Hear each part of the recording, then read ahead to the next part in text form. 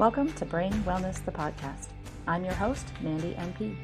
Each episode will bring you a new topic or interview related to brain health and wellness as part of my mission to help you on the path to a healthier, happier brain. So, let's get started.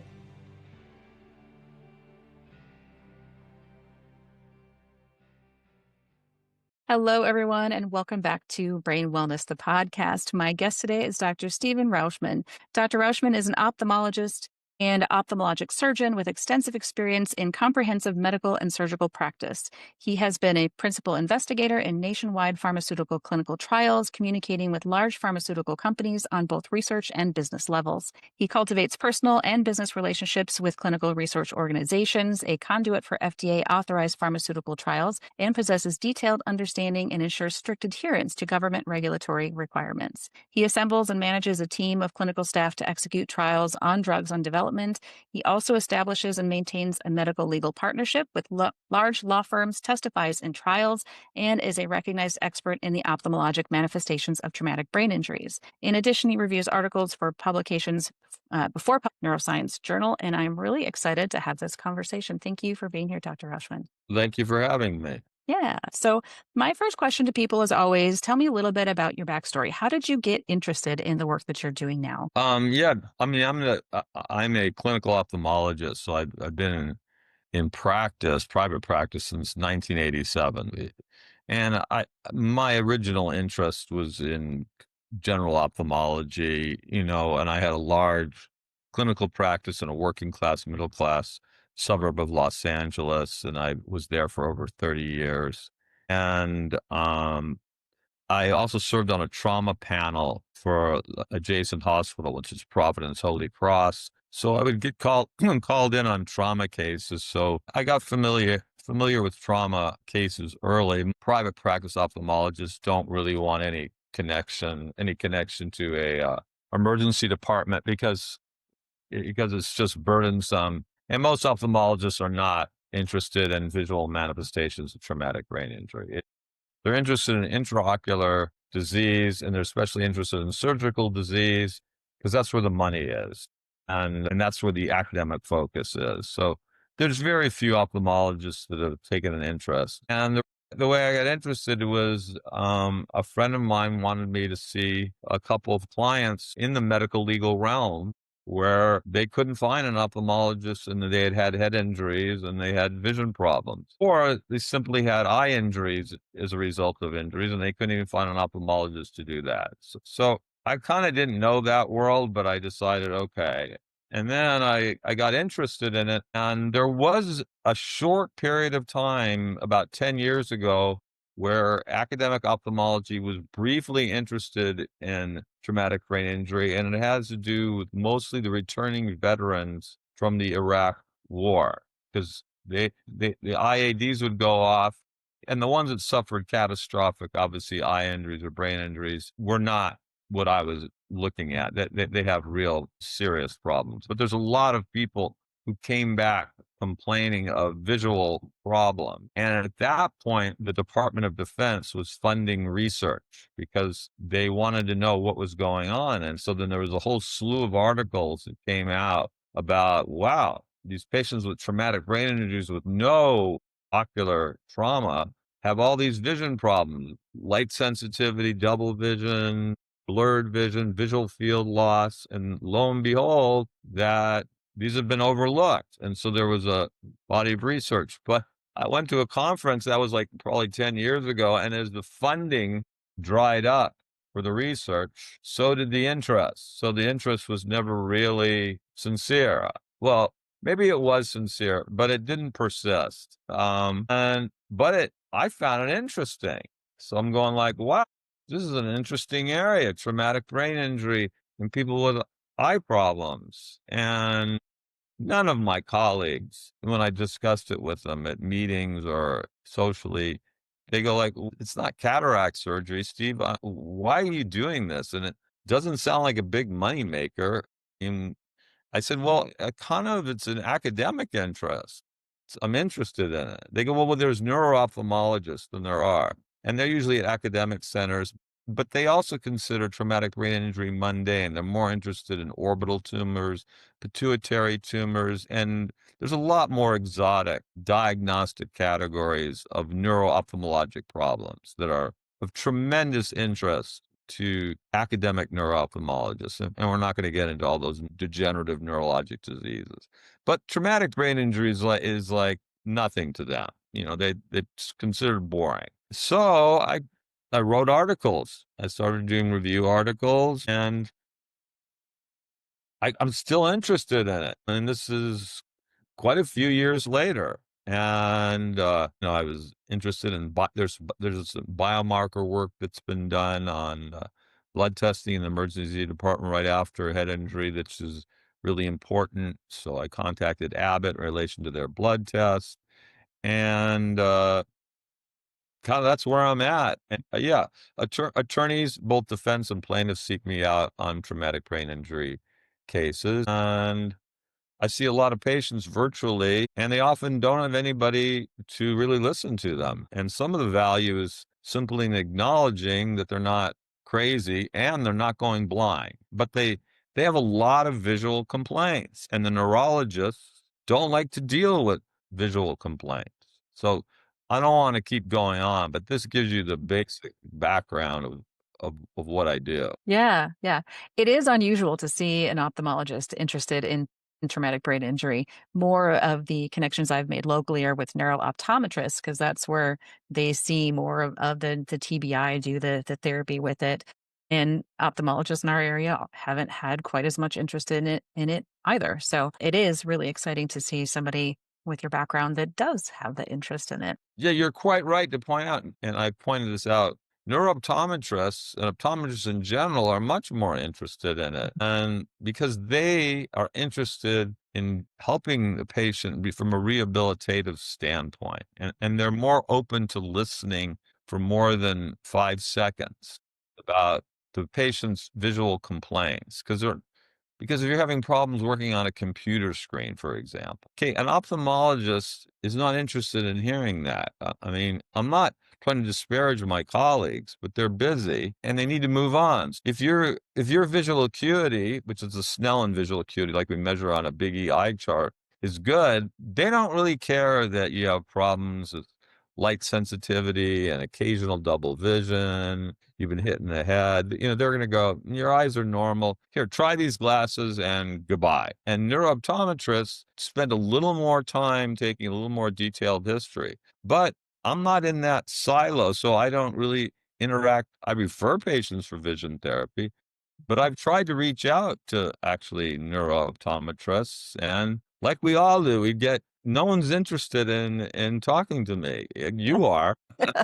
but most they're busy too, and then they go, he's an ophthalmologist, so they don't consider our work meaningful, but I actually do. So it's and there's a lot of rehabilitative work that goes on. Yeah, I'm supportive of it, and vision therapy, is important. So that's interesting in itself. Ophthalmology has its own world. Optometry has its own world. The only thing I bring to it is I have a good knowledge of neurophysiology. So when it comes to being an expert in a case, I can look at the MRI radiology findings of a neuroradiologist. I can look at the neurology reports. I can look at neuropsychology reports because there's often spatial problems. And there's a huge overlap in visual perceptual reality and the reality of vision problems. And no one wants to make that translation. In other words, it's just not part, but that's the way we experience the world. I mean, visually, especially now, and visually in front of this monitor or on our phones.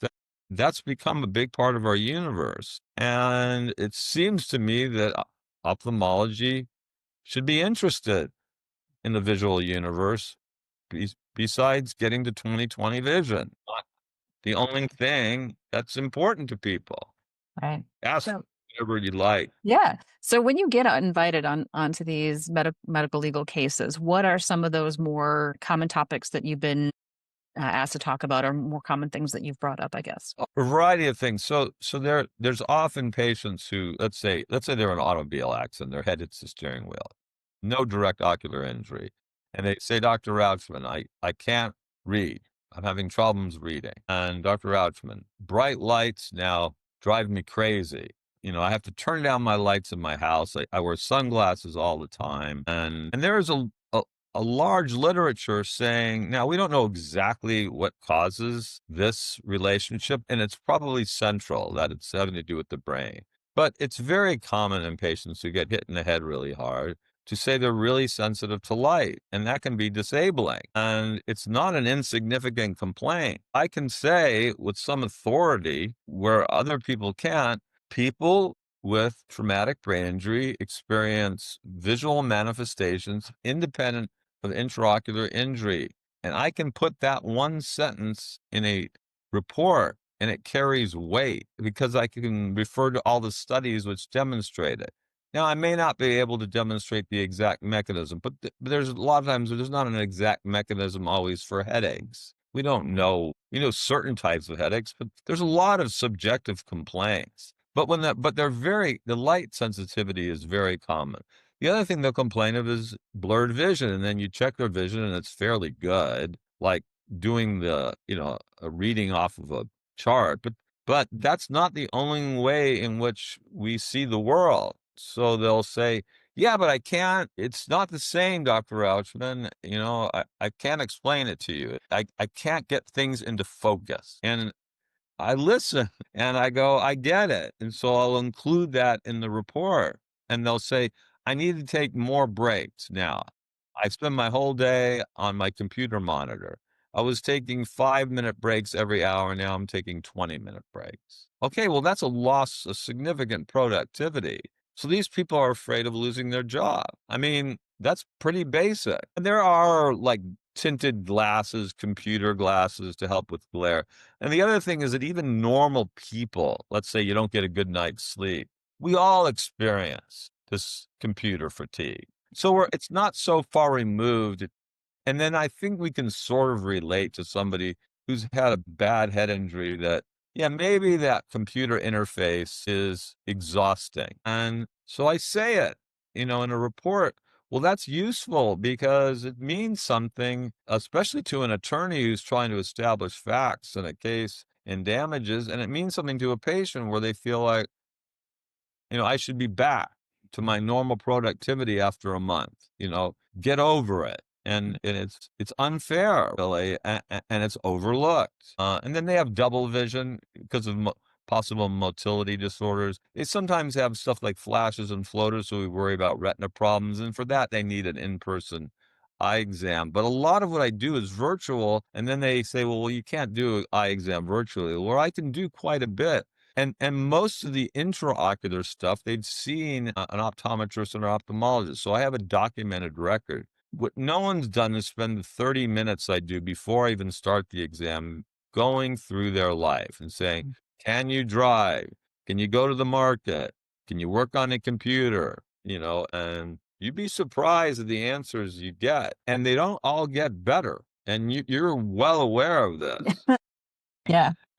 And then I suggest vision therapy. Well, that's expensive and it's often not covered by insurance. They often don't have access to it nearby. And so it's time consuming. So you can see, and then I'll get attorneys going, can you read the neuropsychology report? Can you read the neurology report, the neurosurgery report, and put it all together? Can you be my quarterback? Because nobody wants to do that job of like integrating them all. And I go, that's what I do.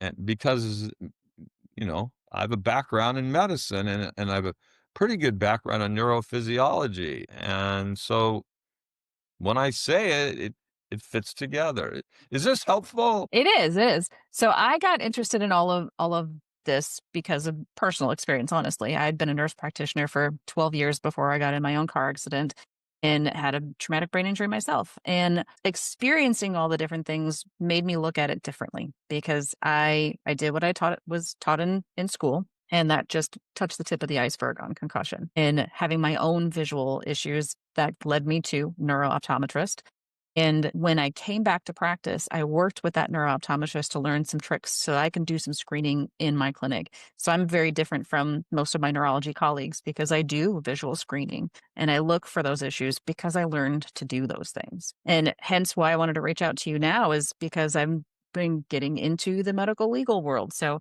I've had several patients' lawyers reach out and ask me to write narratives to support them because I am that person who's gone above and beyond and looked for all the newer things and putting pieces together where patients come to see me, they've had issues for months to years and nobody's ever asked them about their vision. Yeah, you and I are really come to the same realization from different backgrounds. And for me, I mean, it's a niche, and these people, I mean, there's a thousands of cataract surgeons out there. Okay. I don't believe I'm so gifted at cataract surgery that there's not a lot of other ophthalmologists that can't fill that role. I mean, I think I'm capable, and treating glaucoma. I think there's a lot of ophthalmologists that can treat. I don't think there's very many ophthalmologists who are even interested in traumatic brain injury cases. Now, the frustrating part, and I'm sure you understand this more than almost anybody, is that treatment isn't great. But that doesn't mean you just ignore it. There's a lot of things, chronic conditions where treatment's not great, but it doesn't mean you go, good luck. I think I used to do that early in my career. Like, oh, they have a head injury patient, and the eyes are fine. The trauma surgeon I go, the eyes look fine. There's some bruising, or whatever, and that was it. Now, if they have a cranial nerve palsy and they have really dramatic eye findings, yeah, then I'm involved. But that's a minority of cases. And then a lot of them, once they're out of the hospital or they never make it to the hospital, they're in the emergency department. They're just booted out and they get their CT negative, no brain bleed, and that's the end of the line. They're not going to get follow up. Yeah. Or if they do, they're going to see their primary care and they'll get pain medication for headaches. And so headaches are common. I don't treat headaches, but they often go along with this. Sometimes these patients have dry eyes, actually. Sometimes they have cranial nerve findings. But the interesting thing is with traumatic brain injury in general, and they have cognitive memory issues. So I'll get into that. Obviously, they'll defer that to a neurologist. And then there's the whole realm of neurooptometry. So they'll do evaluation of saccades, pursuits, and there's a whole bunch of screening devices now on the market trying to screen for traumatic brain injury using eye movements. There's vestibular training. So there's a lot going on, and I'll be asked to comment on that, and I'll include those in my reports. Obviously, I don't do that type of therapy, but I'm also not reluctant to recommend it, where some of my colleagues feel like it's kind of a sham. I don't want to say that because now it's not 100% going to work, but sometimes I think it's very useful to Mhm. do rehabilitation, just like with any other, you know, element of, neuro-ophthalmologic or neuro problems after a TBI. I think it's very rare that I have a patient that I send to vision therapy that doesn't have at least some sort of improvement. Sometimes it's incredibly dramatic and sometimes it's little baby steps, but very rarely do I see a patient that doesn't improve at all. Yeah, and I'm interested in and I've tried to reach out, like I told you, and the problem with reaching out these days is we are isolated. And the fact that I'm talking with you, to me, is a small miracle Yeah. because in even though I post on LinkedIn, I mean, it's like throwing candy into the wind. No one contacts you, no one cares, everybody's busy. I get it. I get it. And, I've been told I could go to, neurooptometry meetings. Okay. Well, I've walked into meetings where I don't know anybody. It's really tough. And they go like, why are you here? Right. You're not one of the guys who was at the meeting or women who was at the meeting last time. I don't even know who you are. And Yeah. I go, I'm an ophthalmologist. Well, don't you have your own meetings, like American Academy of Ophthalmology? I go, yeah, I've been to that one. And guess what? Not one talk on traumatic brain injury. Well, why don't you do a talk? I go, well, I volunteered. Guess what? They don't take. Gary, I'm not interested in hearing from me. Am I from Harvard, Yale, University of Chicago, Stanford? Without those academic credentials behind me, nobody cares. Unfortunately, we are still very siloed in medicine. And that's one thing that where I've tried to work on is getting rid of those silos, hence why I have all sorts of different people come onto the show so that we can educate our colleagues in all the different areas so that everybody knows what's going on. Because unless you've heard it, unless you've seen it, you don't know it exists. No, I've gone to, personal injury attorney meetings Mhm. because, I'm not adverse to making money. And they have traumatic brain injury presentations. And not only there's no MD, there's just attorneys presenting it. Hmm. Attorneys have some knowledge of traumatic brain injury, but then at one meeting I brought up, there's this blood test that Abbott has approved where if you get it in the first 24 hours in an EED, you can measure these brain proteins that are released. The indication they have from the FDA is that if you have a negative blood test, you don't need to get a CT scan. So there's no brain bleed. Well, that's fine, but I don't consider that all that meaningful of an achievement because they get the CT, an ER doc gets the CT immediately because it's sitting right there. The hospital bills for it and it's negative. And they love seeing a negative CT because that means I'm done. That means I didn't miss a brain bleed. This patient's not going to die and they're out the door. There's almost no ERs or emergency departments that do the blood tests. So I offered to speak on their behalf. I've written an article on how the NFL should use it. You know what the interest in the NFL is in doing a blood biomarker test? Taking their star athletes off the field based on Dr. Rauchman's idea.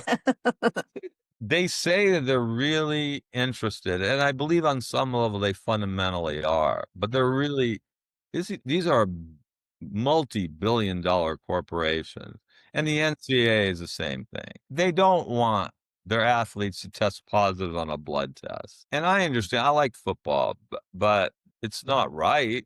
Mhm.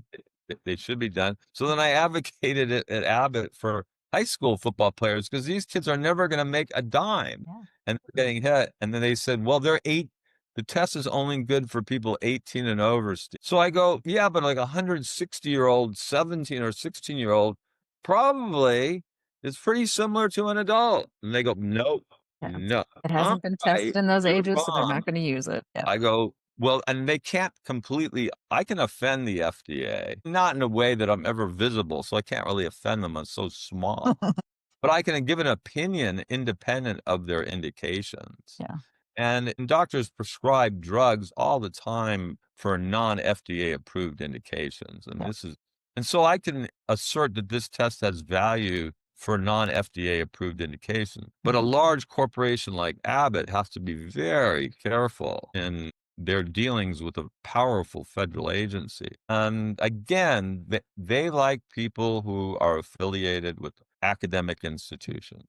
And and I have to admit, they've paid their dues. It's a long, hard haul, and I took the lane off academics early in my career because I didn't want to be traveling all the time, and I guess I just didn't have that level of motivation. So they paid their dues. But at this point in my career, it's kind of interesting to me Oh, to explore an area that, I think I'm capable of it intellectually, and I'm not doing active new clinical research, but it doesn't mean I can't comment on it. So that's where I'm at.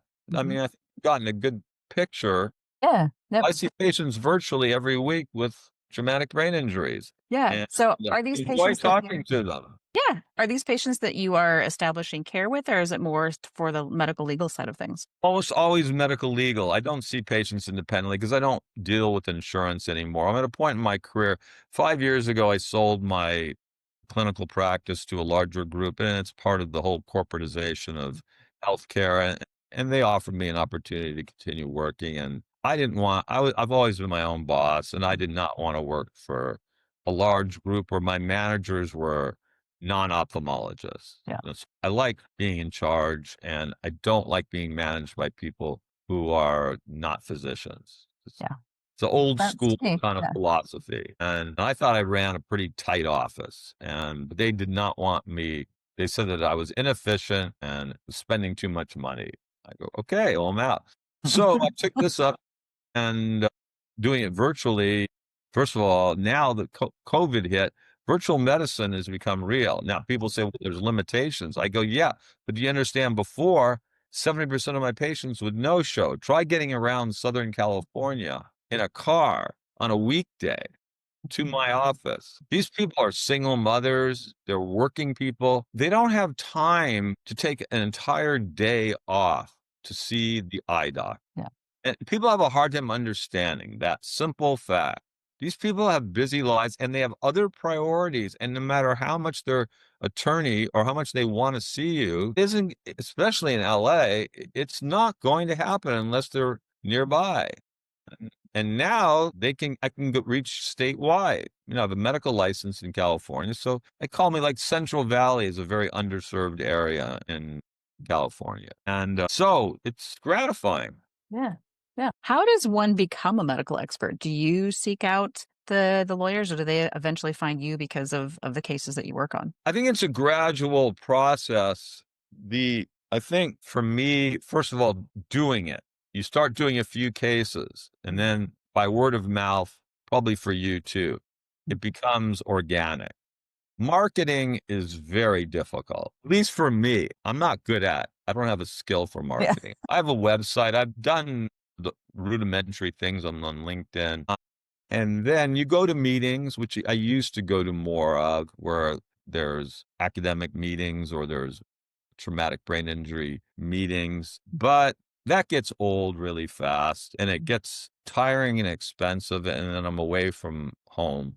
So I do virtual stuff. But what I had is I had a colleague, an old friend and an academic colleague at NYU Long Island, and she's a big Alzheimer's researcher. So she was tremendously helpful as a mentor when I first was interested in it. Because I go, I want to publish. And she goes, I'll connect you to a neurosurgeon. I'll connect you to psychiatrists. I know you. You're smart. You can write this. Steve, you can do it. You can write the paper and I'll help edit it. And then I'll tell you what journals it might get into. Well, I mean, her name's Allison Reese. She's well known in Alzheimer's. And obviously there's an overlap in our interests, traumatic brain injury, Alzheimer's. So she understood what I was interested in. And then I just started publishing articles. Well, that's a heavy lift. I mean, first of all, I have to pay. I'm the one who got the bill where you have to pay, a lot of money to get things published now. So it's PubMed, so everybody can buy it instead of having to pay for the articles. Well, there's a flip side. The researcher needs to pony up thousands of dollars to get published. And that's hard in academics because budgets are tight. So I did that, and then I started publishing mostly review articles. And I kept on going from there. And then you gain credibility because the academic publications, then when you go in front of a judge and they go, well, he's not an expert. They go, well, he's editing for Frontiers in Neuroscience. He's editing articles. Do you understand? He probably is an expert. And then they finally go, what do you mean he's editing? I mean, he reviews articles and says, should they be published or not? Well, how does he do that? He's an ophthalmologist. And once you've done it and you reviewed a lot of articles, people then go, I guess he's an expert, right? Well, these journals seem to I get outreach from journals all the time wanting, because there's no payment for reviewing articles. It's a pain. Yeah. And then you realize that after a while, you're kind of the expert. It's kind of funny. It's a cool process how it Yeah, all of a happens over sudden time.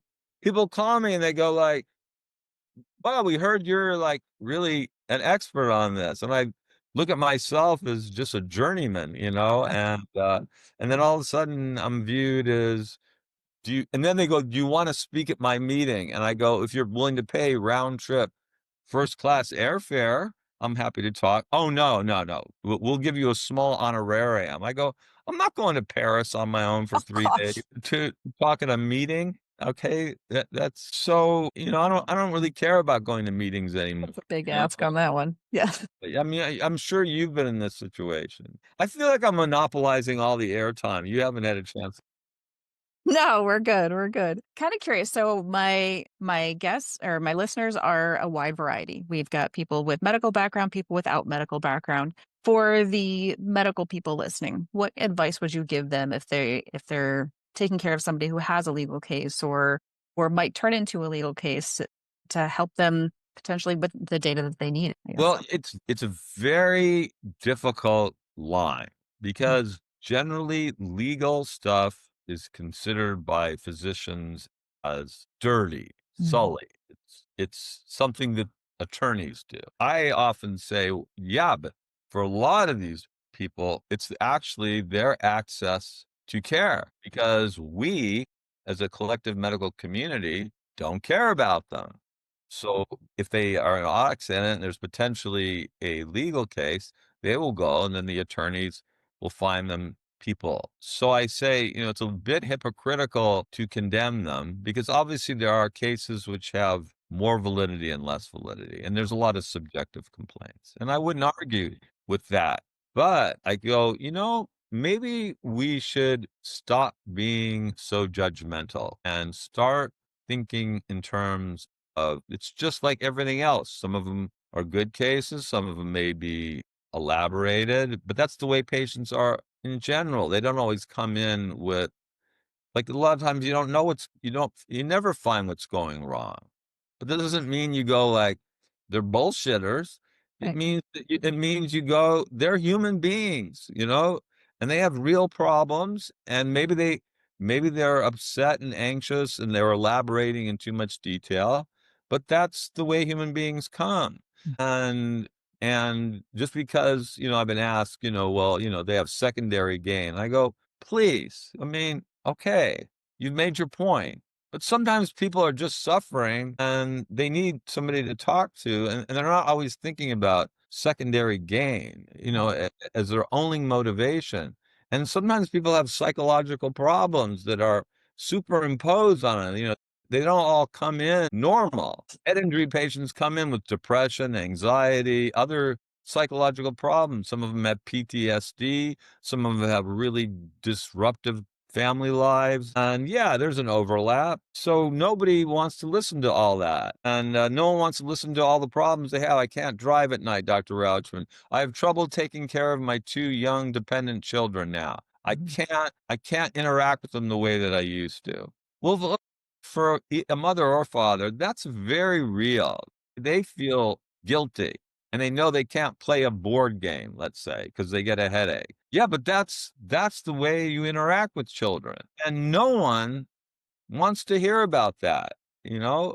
And you understand it because you've been both a victim and an observer, but you understand that's real life. I think maybe I've been in medicine over 40 years. Maybe I've actually become more self aware and more understanding of what the human condition's like and realize how many people have had traumatic brain injuries. I mean, domestic violence for women is a whole huge realm. And then the athletes, there's so many dimensions to this problem. And there are voices like you, but there's certainly not ophthalmologists that are Yeah. talking to the subject. And it gives me credibility. I have an MD and I've published. Mhm. So you have an implicit gravitas. That is, you did eye surgery is meaning like, well, he must know.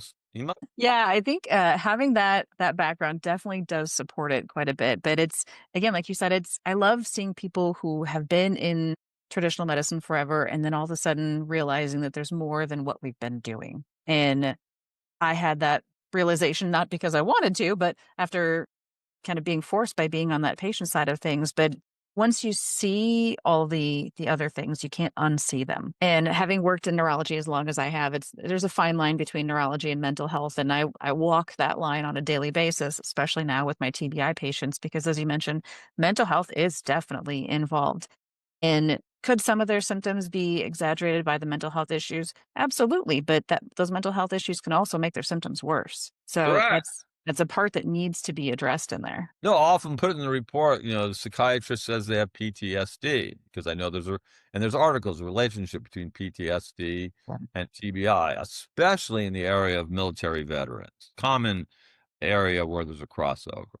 But do you understand that no ophthalmologist is interested in Yeah. P That's a psychiatric do you know anything about PTSD? I go, "No, actually, I don't know that much, but I know one thing, if you have been diagnosed with it, your traumatic brain injury is likely to be worse." And often the PTSD is the traumatic brain injury, and you gotta understand that. And then people have, all sorts of psychiatric they're, on drugs, for all and then they start treating them with drugs after they get the TBI, and it's an interesting area to me. I share in your enthusiasm for trying to actually reach out these people. And obviously, I reach out to the biggest problem I have is that no one knows who I am, and ophthalmologists play no role in traumatic brain injury. And it's very difficult to establish yourself as an ophthalmologist when you're like the unicorn. You're the only one. And then they go like, so they don't refer to you because they go to the neurologist. And the neurologist goes, I don't know what to do with blurred vision and double vision and light sensitivity. And then most of the time it just gets shuffled away. And the patients, like you said, they don't get treated. But I don't know how to change that. I guess this podcast, is an Yeah. opportunity. But, you're up there against millions of podcasts, so it's gratifying for me to actually talk to somebody, but I feel like I've monopolized the time we've had together, and you haven't had as much chance to talk. That's all right. That's kind of the purpose. So when I bring on my guests, it's more to share what your knowledge is and kind of to wrap off that for our conversation. But I always appreciate learning from my guests and figuring out what else is out there. What other struggles have you had that maybe I've also had? And sounds like we've shared in a lot of the different things. And funny you mentioned unicorn because I don't have it up here, but I've had patients call me a unicorn because I have listened to everything, and it's hard to find somebody who actually listens to all of the things. So when I can find other people with that passion, I love bringing them into the networks that we all have. And I can tell when I talk to you, I'm able to put myself in the point of view of a patient because 'cause I've seen patients my whole life, and I go, "This is a person I would like to talk to." Yeah. It's just something in the way in your being. And I'm not trying to, and I think, to be honest with you, I think there's something in my way of being that creates this person's not trying to rush me away.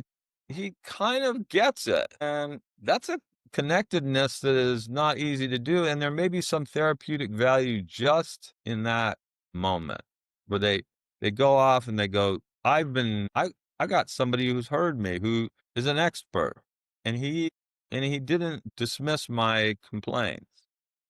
That's And that's the mark it's the mark of a good physician. Now, I can take the time. Now, I'm not when I was seeing 50 patients a day, trust me, a little different. I might have cared, but I didn't care enough to spend time. Yeah. So it's a very difficult environment we practice in. And there's economic issues in play here for a lot of people. They have to earn a living. And ophthalmologists, you know, they have to be providers. I understand everything about the field. And I'm at an age where maybe I'm allowed a little more latitude. And that's sometimes really helpful to have too. Very good. Looking at time wise, I do want to be respectful of your time. Um, are there ways that people can reach out and find you if they want to learn more or have questions? I know you're on LinkedIn. I'm on LinkedIn. I mean, I could say my email. Only if you're willing to have people email you. Yeah, they do, and sometimes they're a little off because they'll reach out directly as patients, and I go, "Okay," but I don't get that. I don't get flooded with that many emails that it's overwhelming. And I say, you need because they have to go through their medical plans, Yeah. but it's DR. I'm going to do it. I'm going to take this big risk. Because by Monday, I know that my email box will be full. It's Dr. Rauchman, Ruchman,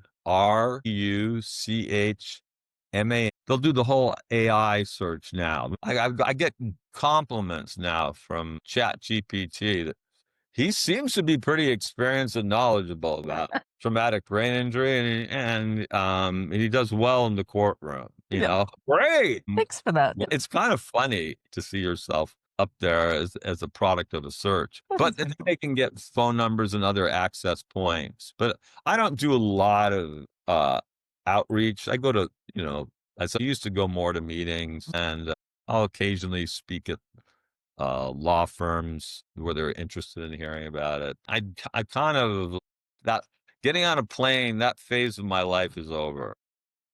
Fair enough. Fair enough. Okay. Last words of advice you'd like to share with our listeners before we wrap up? Oh, no, I think you've done a good job. I think you should continue trying to find people. And I have no idea how you got to be a podcaster. I've thought about doing it. It seems like a lot of work. It can be. Yeah. And I don't know. I don't think I'd be particularly good at it. But I like being interviewed because it's kind of fun. It is. It is. Yeah, That's where I started. I started being a guest on other people's show, and I thought, you know what, this is really, really kind of cool. And it only took me a couple interviews before I realized that I wanted to do. You have a talent, and good luck. Awesome. Thank you so much for your time today, Dr. Rauchman. Okay. Have a good afternoon. You too. Thanks for tuning in to this episode of Brain Wellness, the podcast. If you enjoyed this episode, I encourage you to subscribe, like, and share this with others to help me continue on with my mission to help people live healthier, happier lives. Go to www.brainwellnesssolutions.com to see what I'm up to and get links to all the social medias there. See you next time.